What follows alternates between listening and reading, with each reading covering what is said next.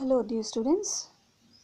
As you know, in the previous class I explained the first part of the chapter 4 of your political science book. The topic is key elements of a democratic government. In that class we discussed about the political scenario of South Africa before 1994. You have also learned a bit about the policy or system known as apartheid. Today I'll explain what a democratic government means to all of us. Let us discuss the heading participation. We have already got in the previous chapter that people make decisions in a democracy. Through voting in election, people elect leaders to represent them. The elected people, whom we call representatives, take decisions on behalf of the people. So, while making decisions, these people will keep in mind the interest, the expectations of the citizens who had elected them. The political party who receives the highest number of seats form the government, as we have now BJP government, both in the center and in our state. The government which is formed through the election is put into power for a fixed period. It is not elected for always or for the whole years ahead. In our country, this period is for 5 years. Once elected, government can stay in power only for 5 years, not more than that. After every 5 years, there is re-election, as you have noticed. If any government wants to continue to be in power, then they have to be re-elected by the people. Then only they can stay in power.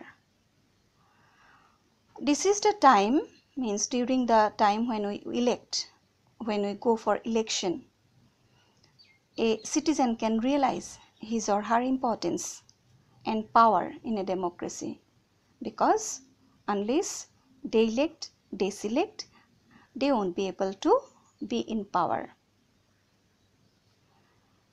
Thus, the power of government gets limited by regular elections. Next heading to discuss is other ways of participation. Just now we have learned that generally political parties can run the government for 5 years only. So, elections are usually held once in 5 years. After every 5 years, there is election.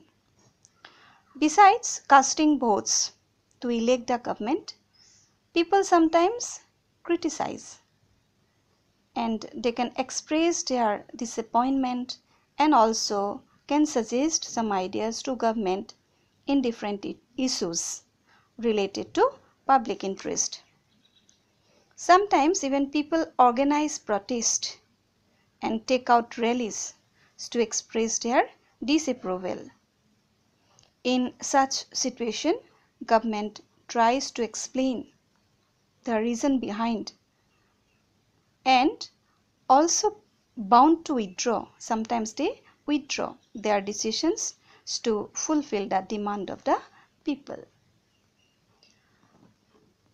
There are many ways in which people express their views and make government understand what action they should take, what they should do.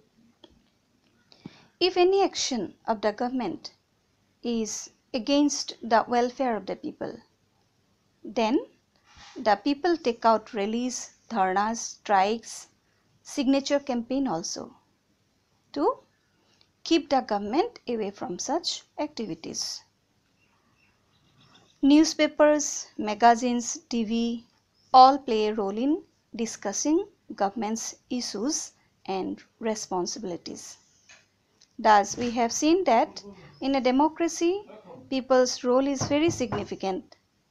So, if in a country people are alert and interested in how the country is run, the democratic character of the government of that country will be stronger.